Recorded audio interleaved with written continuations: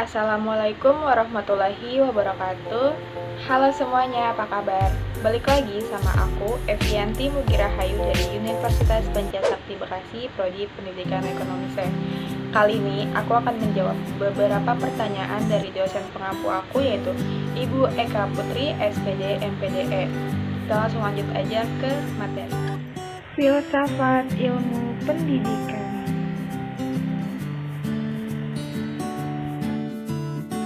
Pertanyaan yang pertama, jelaskan makna dari pemikiran aliran filsafat pendidikan idealisme, materialisme, dan realisme. Aliran idealisme. Tokoh aliran idealisme adalah Plato pada tahun 427 sampai 374 sebelum Masehi. Idealisme adalah salah satu aliran ilmu filsafat yang mengagungkan jiwa. Idealisme memandang bahwa pengetahuan itu sudah ada dalam jiwa kita, berupa ide atau pikiran. Aliran realisme. Istilah realisme berasal dari bahasa Latin, yaitu realis, yang berarti sungguh-sungguh, nyata, benar. Realisme adalah filsafat yang menganggap bahwa terdapat satu dunia eksternal nyata yang dapat dikenali. Aliran realisme berpandangan bahwa hakikat realitas adalah fisik dan ruh, bersifat dualistis. Aliran materialisme adalah suatu ajaran filsafat yang berisikan tentang ajaran kebendaan, di mana benda merupakan sumber segalanya. Apa yang dikatakan jiwa dan segala kegiatannya adalah suatu gerakan kompleks dari otak, sistem saraf, atau organ jasmani lainnya. Pertanyaan yang kedua, jelaskan makna aliran pemikiran filsafat pendidikan di Indonesia. Menurut ahli Jalaluddin dan Idi, filsafat pendidikan dapat diartikan sebagai kaidah filosofi dalam pendidikan yang menggambarkan aspek-aspek pelaksanaan filsafat secara umum dan fokus terhadap pelaksanaan prinsip dan keyakinan dasar dari filsafat untuk memecahkan masalah-masalah pendidikan secara praktis. Aliran filsafat pendidikan ada beberapa. Yang pertama adalah perennialisme, merupakan aliran filsafat pendidikan yang melihat ke belakang, percaya bahwa kebijakan abadi dan spiritualisme, tradisi, dan agama sebagai satu-satu kebenaran metafisik yang universal di mana semua pengetahuan, ajaran, dan nilai yang baik telah tumbuh. Yang kedua adalah esensialisme. Esensialisme merupakan aliran yang ingin kembali pada kebudayaan-kebudayaan warisan sejarah yang telah terbukti keunggulannya dan kebaikannya bagi kehidupan manusia. Esensialisme percaya bahwa pendidikan yang baik dan benar terdiri dari pembelajaran keterampilan dasar seperti membaca, menulis, berhitung, seni, dan ilmu pengetahuan. Yang ketiga, progresivisme. Bagi kaum progresivisme, tidak ada realistis yang absolut. Kenyataan adalah pengalaman transaksional yang selalu berubah. Dunia selalu berubah dan dinamis, sehingga dapat disimpulkan bahwa hukum-hukum ilmiah hanya bersifat probabilitas dan tidak absolut. Yang keempat adalah rekonstruksionisme sosial. Aliran ini menaruh perhatian yang besar pada hubungan antara kurikulum sekolah dan perkembangan politik, sosial, dan ekonomi suatu masyarakat.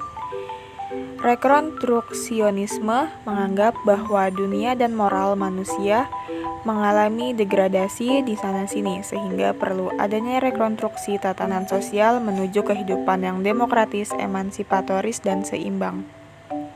Yang kelima adalah pedagogi kritis. Salah satu unsur pokok dari aliran ini adalah keharusan untuk memandang sekolah sebagai ruang publik yang demokratis. Sekolah didedikasikan untuk membentuk pemberdayaan diri dan sosial. Dalam arti ini, sekolah adalah tempat publik yang memberi kesempatan bagi peserta didik agar dapat belajar pengetahuan dan keahlian yang dibutuhkan untuk hidup dengan demokratis yang sesungguhnya.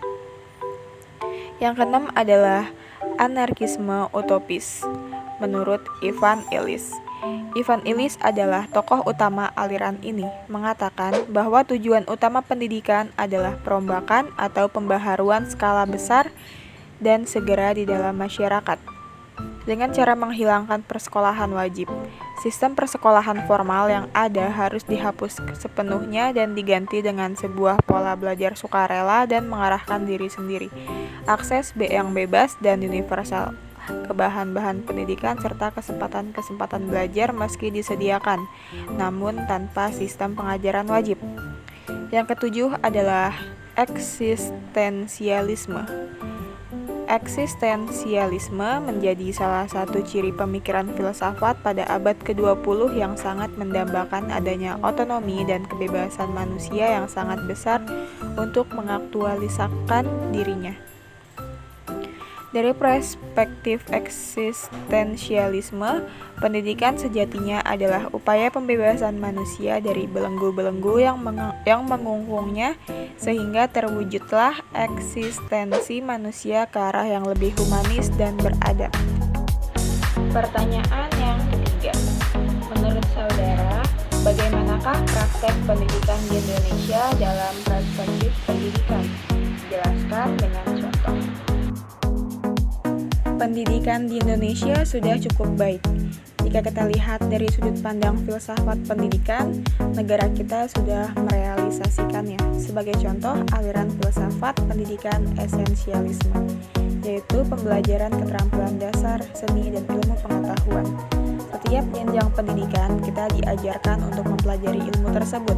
Ada guru sebagai pengajar, murid sebagai penimba ilmu, serta beberapa peralatan yang digunakan untuk memudahkan metode pendidikan seperti buku, pulpen, atau spidol. Bahkan, selain belajar dalam kelas, diadakan juga pendidikan di luar kelas untuk menimba ilmu yang tidak diajarkan atau diperdalam lagi ilmu yang didapat di dalam kelas. Seperti contohnya saja kegiatan ekstrakurikuler. Hanya saja masih ada beberapa dari kita yang belum sejalan dengan sistem pendidikan di Indonesia. Dan yang terakhir, pertanyaan nomor 4. Jelaskan maksud dari makna peningkatan kesempatan dan mutu pendidikan yang adil bagi setiap warga negara. Pemerataan pendidikan adalah suatu proses, cara, dan perbuatan melakukan pemerataan terhadap pelaksanaan pendidikan, sehingga seluruh lapisan masyarakat dapat merasakan pelaksanaan pendidikan. Pemerataan pendidikan mencakup dua aspek penting, yaitu persamaan kesempatan untuk memperoleh pendidikan dan keadilan dalam memperoleh pendidikan yang sama dalam masyarakat. Akses terhadap pendidikan yang merata berarti semua penduduk usia sekolah telah memperoleh kesempatan pendidikan. Sementara itu, akses terhadap pendidikan telah adil jika antar kelompok bisa menikmati pendidikan secara sama. Oke, cukup sekian sharing dari aku. Semoga bermanfaat, sehat-sehat, dan dimudahkan bahagianya. Aku, Evianti Mugirahayu, pamit undur diri. Wassalamualaikum warahmatullahi wabarakatuh.